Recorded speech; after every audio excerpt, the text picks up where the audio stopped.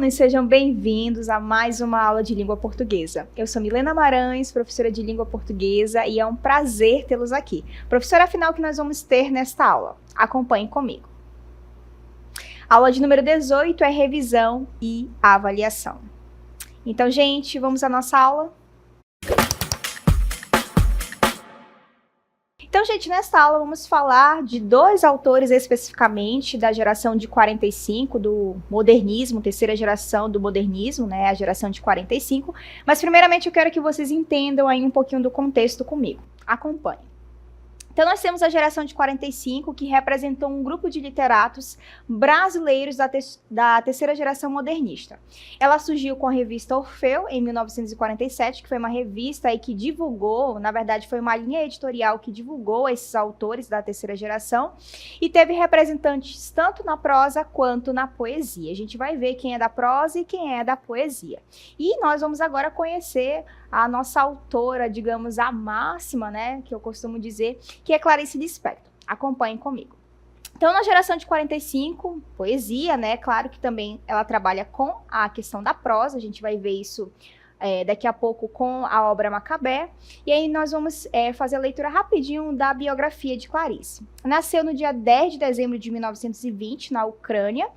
Ela veio para o Brasil, é descendente de judeus, e ela veio para o Brasil em 1921, porque vocês vão saber agora o motivo. Com os seus pais que fugiram, gente, da Guerra Civil da Rússia, né? Nós tínhamos uma questão com os judeus a essa época na Rússia, e eles decidiram fugir, porque os russos acreditavam que os judeus eram apoiadores dos seus inimigos, né? Enfim, inimigos do pessoal aí da Rússia. Então, eles fugiram para o Brasil. Casou-se como diplomata, morou em diversos países. No Brasil, viveu nas cidades de Maceió, Recife e Rio de Janeiro. Continuando, Clarice Lispector foi um dos maiores nomes da literatura brasileira do século XX. A gente já vai entender o porquê.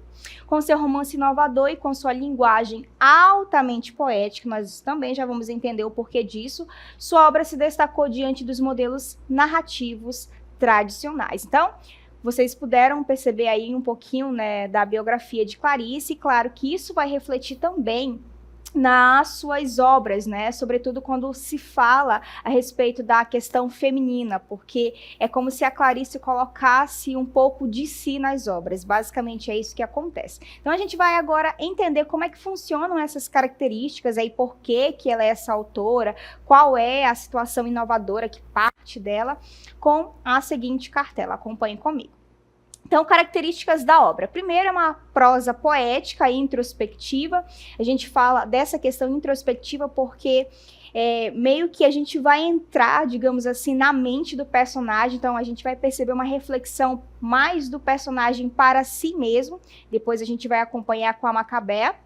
Nós vamos ter a exploração profunda dessa psique humana, como a gente vai se voltar para dentro, a gente vai ter essa exploração da psique, como que o ser humano pensa, e até tem uma relação com a abordagem existencialista, porque o ser humano vai começar a pensar por que estou aqui, quem eu sou, né? Que o existencialismo prega que você deve ser o protagonista da sua história, tá bom? A gente vai perceber isso daqui a pouco. Quebra de convenções literárias, não é? Porque não segue ali aquele padrão que a gente conhece das narrativas. É como se as obras de Clarice voltassem, vai para a mente do personagem, depois volta para a história. Então a gente tem essa quebra da convenção aí. Até porque ela também não segue, digamos assim, um padrão na hora da escrita. Ela faz uma modificação também. A gente vai acompanhar isso depois. Continuando. Nós vamos ter o foco na subjetividade, na experiência feminina, e isso eu falei quando eu comecei a abordar sobre a Clarice, né, que essa experiência feminina, essa subjetividade vão estar presentes nas obras. Nós vamos ter esse monólogo interior e o fluxo de consciência, foi o que eu falei ainda há pouco, né? A gente vai à mente do personagem, volta, as imagens vão e depois voltam a esse fluxo de consciência, e esse monólogo interior, né, o personagem falando consigo mesmo. Nós vamos ter reflexões existenciais e epifanias. Então, nós vamos ter essas reflexões existenciais e a epifania, que é como se fosse um insight para dizer assim, nossa, agora eu compreendi um pouco do que eu estou vivenciando ou dessa realidade. Afinal, essas epifanias vão partir dessas reflexões existenciais. Como eu falei, no existencialismo a gente vai pensar por que estou aqui, o que eu faço com o que fizeram comigo, afinal eu preciso ser protagonista da minha história, apesar do que fizeram comigo, não é? Eu preciso viver essa vida autêntica, apesar das adversidades que estão ao meu redor. E nós vamos ter o retrato do cotidiano. Esse cotidiano, inclusive, vai ser retratado de uma forma impactante, porque a gente acha que é uma cena muito normal, muito do cotidiano, mas a Clarice vai trazer uma reflexão a ponto de a gente pensar assim, caramba, nem imaginava que tal situação poderia trazer tal reflexão. E a gente vai acompanhar com a obra Macabeia. Vejam aí comigo. Então, nós temos aí um trechinho da obra, a gente vai fazer a leitura para poder entender. Sei que há moças que vendem o corpo, única posse real, em troca de um bom jantar, em vez de um sanduíche de mortadela. Mas a pessoa de quem falarei mal tem corpo para vender, ninguém a quer. Ela é virgem e inócua, não faz falta a ninguém. Perceba que ela começa a fazer uma descrição a respeito do corpo e depois ela traz uma reflexão para si mesma, né? A pessoa de quem eu falarei é dela mesma, né? Ela diz justamente que ela tem o corpo, mas ninguém a quer, ela é virgem e sem sabor, digamos assim, né? E não faz falta a ninguém. E aí a gente percebe que seria uma situação meio que do cotidiano, né? Nossa, a pessoa está se importando com quem ela é neste mundo, com a sua aparência e tudo mais. Justamente porque a Clarice traz esse retrato do cotidiano, sobretudo aí de uma nordestina, né, que vem para o Rio de Janeiro, quer tentar uma vida melhor, e aí traz essa reflexão do próprio existencialismo, né? Então, a Macabeia faz essa reflexão. Veja também que existe aí um monólogo interior, a personagem conversando consigo mesma. E até mesmo uma espécie de insight, né? Se a gente pensar nesse fluxo de consciência, é como se ela pensasse agora, olha, eu quero que vocês... Eu trouxe essas reflexões, mas eu quero que vocês tenham a seguinte ideia comigo. Então, essa questão do fluxo de consciência traz a epifania, o insight, né? Estou usando aqui um estrangeirismo, porque talvez seja a melhor palavra que define essa ideia, essa luz que acontece aí dentro das obras da Clarice, tá bom? Vamos continuar. E aí, a parte de baixo diz assim: quanto à moça, ela vive no limbo, ou seja, à margem, impessoal, sem alcançar o pior nem melhor. Quando a gente fala da Macabeia, que é uma moça nordestina que tenta, né, essa vida melhor no Rio de Janeiro, realmente ela vive uma vida no limbo, né? Ninguém se importa, ela deseja ser uma estrela, mas a vida dela passa como se nada acontecesse de maravilhoso, a não ser o final, que acontece uma tragédia com a Macabeia, e aí sim nós temos a hora da estrela, né, que seria a hora da sua morte, e a hora da morte virou a hora da estrela.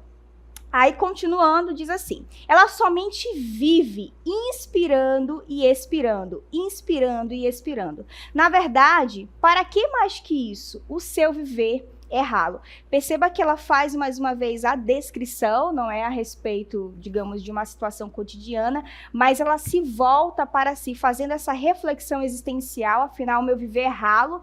Se eu vivo essa vida só de expirar e inspirar, né, meu viver é ralo, não existe nada mais de maravilhoso do que eu estou vivendo. Eu não consigo alcançar, digamos assim, lugares maiores, posições maiores, se a gente pensar numa reflexão de sociedade mesmo.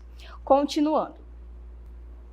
Então, por que a Macabeia é uma crítica social? Como a nordestina, há milhares de moças espalhadas por cortiços, vagas de uma cama no quarto, atrás de balcões, trabalhando até a estafa. Então, se explorava realmente os nordestinos, né, quando eles iam tentar uma vida melhor, e ela diz que eles trabalhavam até a estafa, ou seja, até o cansaço físico, mental, acho que até existencial, quando a gente pensa na estafa.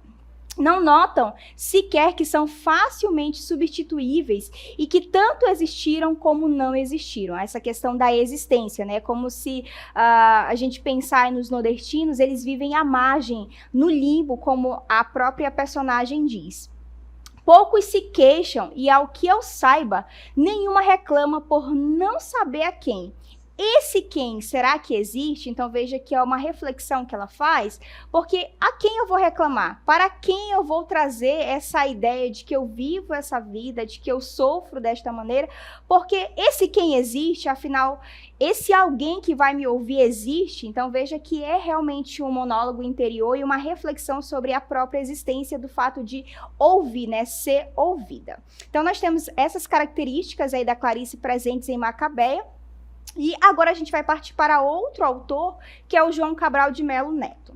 E ele é conhecido como poeta engenheiro em razão do seu processo racional e preciso de construção poética.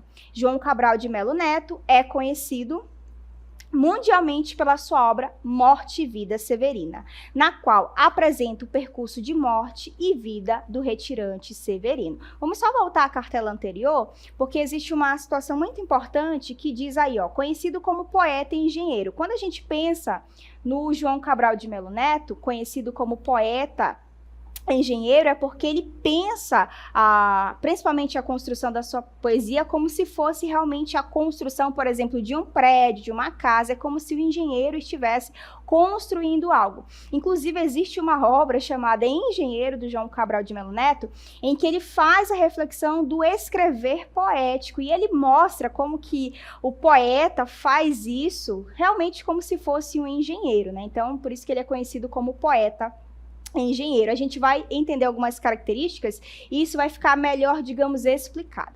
Vamos lá. Então, características da obra. Abandono dos padrões convencionais do lirismo. Quando a gente pensa nessa questão do lirismo, seria o excesso, né, desse fazer poético, esse derramamento, digamos, da emoção. Então, ele meio que diz assim, não, vamos dar uma pausa nisso, vamos pensar a poesia de uma forma mais objetiva, mais rigorosa. Tanto que se a gente pensar na sequência das escolas literárias, a gente pode pensar também na questão do parnasianismo, né, que tinha essa preocupação com o rigor poético, com a métrica, como que eu vou construir as rimas, etc. Desenvolvimento de um estilo próprio, né, afinal, só ele, digamos assim, conseguiu fazer isso. Uso de linguagem objetiva e rigorosa, como eu já havia explicado, não é? Inicialmente teve influências surrealistas que se mesclaram à sua ordenação própria e racional. Vale lembrar que o João Cabral de Melo Neto teve no início das suas poesias aí, né, das suas escritas, essa relação com as ideias surrealistas, essas imagens que vão, digamos assim, além do racional, mas depois meio que ele dá uma pausa e diz, não, peraí que agora eu vou ter uma outra forma de pensar esse escrever poético. E aí ele vai se voltar mais para essa objetividade, para esse rigor poético. Mas até então, antes de ele adotar esse estilo próprio, ele tinha essas influências aí com os surrealistas. Até porque ele teve, por exemplo, contato com Salvador Dalí, que foi um surrealista. E é isso, tá bom? Vamos lá continuar. Rejeição à sentimentalidade, foi o que eu expliquei. Eu não vou ter esse derramamento aí dos meus sentimentos, eu vou meio que conter, claro, que eu vou trazer ali a ideia, eu vou montar uma imagem, depois a gente vai perceber que ele faz essa evocação imagética, mas tudo dentro de um limite, não é esse derramamento, meu Deus, agora eu vou expor todos os meus sentimentos aqui no poema, não é assim que acontece. Ele vai trazer uma reflexão, mas tudo com medidas, digamos assim. Continuando, ele também vai ter rejeição à irracionalidade e verso subjetivo, características marcantes de boa parte dos autores da geração de 45. Nós vamos ter também o rigor formal único, né? Só ele consegue, digamos, fazer essa construção. Nós vamos ter a evocação imagética, foi o que eu disse há pouco, não é? Que ele tenta construir essa imagem, inclusive na obra Morte e Vida Severina, como se a gente tivesse realmente o retrato ali, por exemplo, do Severino, do sertanejo, não é? E ele faz essa construção, essa evocação imagética, é como se nós estivéssemos vendo um quadro, uma pintura de fato, né? E é isso, vamos continuar. nós vamos ter também a postura de reflexão crítica. Eu vou trazer ali, no caso, o autor vai trazer essa reflexão crítica. Olha, estou falando do tema, eu quero que vocês reflitam comigo a ideia, sobretudo quando a gente vai falar de Morte e Vida Severina. Depois a gente vai fazer uma leitura aí e vocês vão perceber que existe essa reflexão a respeito do sertanejo. Se nós pensarmos também na época, não é, em que essa obra foi escrita, a gente tinha o quê? Meio que a margem, o pessoal do Nordeste e o pessoal do Norte, até hoje a gente ainda é um pouco excluído se a gente parar para analisar de fato, mas agora ele traz esse pessoal para produzir essa reflexão crítica, ok? Vamos continuar. Nós vamos ter uma poesia metalinguística. O que isso significa? Que ele vai usar a língua para falar da própria língua. Tanto que na obra O Engenheiro, ele mostra como que acontece a construção do poema, como que as palavras são pensadas, não é? Eu vou usar ali palavras mais interessantes para construir essa escrita poética, ok? Então a gente vai ter o uso aí da metalinguística, a língua falando da própria língua. Vamos continuar. E, por fim, nós vamos ter um estado de tensão permanente. Eu vou produzir uma reflexão em você, eu vou tentar mexer com as suas emoções, digamos assim, só que de uma forma muito contida, muito pensada, sem extrapolar o sentimentalismo, ok? E agora a gente vai verificar isso com Morte e Vida Severina. Acompanhem comigo. Então, olha o que diz aí. O retirante explica ao leitor quem é e a que vai. O meu nome é Severino, como não tenho outro de pia. Como há muitos Severinos, que é santo de Romaria. Deram então de me chamar Severino de Maria. Continuando. Como há muitos Severinos, com mães chamadas Maria, fiquei sendo da Maria do finado Zacarias. Então a gente percebe aí que existe uma relação biológica, né? Meio que ele diz, olha, o nome do meu pai foi esse, o nome da minha mãe foi esse. Mas isso ainda diz pouco. Há muitos na freguesia, ou seja, há muitos Severinos. Eu não sou o único retirante, não é? Por causa de um coronel que se chamou Zacarias e que foi o mais antigo senhor desta Sesmaria. Continuando. Como então dizer quem falo, ora a vossas senhorias? Vejamos, é o Severino da Maria do Zacarias, ia lá da terra Costela, limites da Paraíba, que em vós presença emigra. Então, meio que ele se apresenta e ele diz o porquê está emigrando. E perceba que realmente, se a gente pensar na questão da evocação imagética, eu tenho a ideia de um retirante emigrando e de onde que ele vem e para onde está indo, não é? E fora uma série de outras características aí do rigor formal, da objetividade, da reflexão, inclusive crítica que ele faz aí. Eu não sou único, quando ele diz eu não sou único, eu posso pensar por que ele não é único, e se a gente voltar ao contexto histórico, existe uma relação realmente, digamos, presente de uma crítica social. Eu sei que foram muitas informações em curto tempo, mas eu espero que vocês tenham entendido a respeito dos dois autores aí, que são, digamos, os expoentes da geração de 45, e eu fico por aqui.